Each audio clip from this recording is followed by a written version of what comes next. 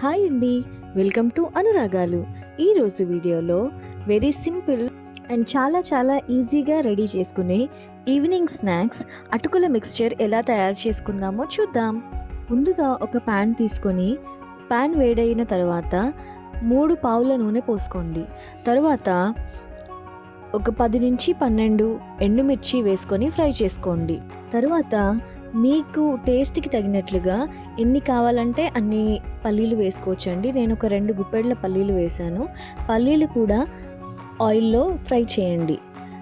పల్లీలు ఫ్రై అవుతున్నప్పుడే ఒక 2 స్పూన్ల ఆవాలు జీలకర్ర వేసుకోండి. ఆవాలు చిటపటలాడిన తర్వాత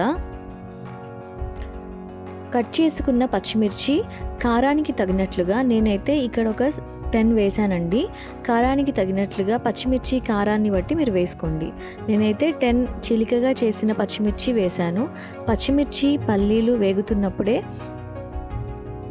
ఒక గుప్పెడు పుట్నాలు వేసి వేయించండి. పుట్నాలు ముందే వేయకూడదండి, పల్లీలు వేగిన తర్వాత వేయండి. తర్వాత ఒక గుప్పెడు కరివేపాకు వేయండి. ఈ దినుసులన్నీ మీడియం టు సిమ్లో పెట్టి వేయించండి. తర్వాత ఒక స్పూన్ పసుపు, ఒక స్పూన్ ఉప్పు వేసి కలపండి. పల్లీలు పుట్నాలు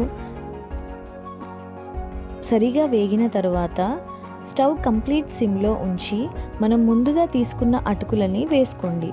అటుకులు మన క్వాంటిటీ అనేది మన ఇష్టం అండి. దానికి తగినట్లుగా మనం ఈ దినుసులన్నిటిని అడ్జస్ట్ చేసుకొని వేసుకోవాలి.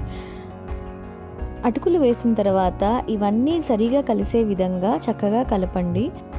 అటుకులు సరిగా కలిసిన తర్వాత సాల్ట్ చూసుకొని ఒకవేళ తక్కువగా ఉంటే ఈ టైంలో వేసి కలపండి. తర్వాత స్టవ్ ఆఫ్ చేసినట్లయితే వెరీ టేస్టీ అటుకులు ready. If you like this video please like, share and subscribe. Thank you.